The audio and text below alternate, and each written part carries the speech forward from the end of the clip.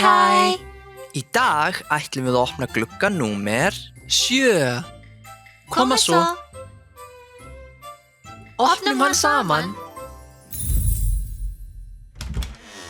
Hver er þetta? Þetta er Hurðaskellir.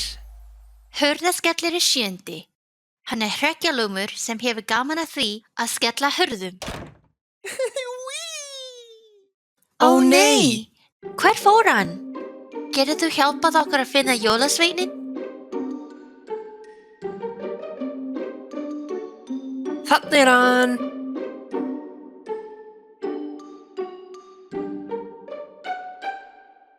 En hann er að gleyma einhverju. Hverju er hann að gleyma?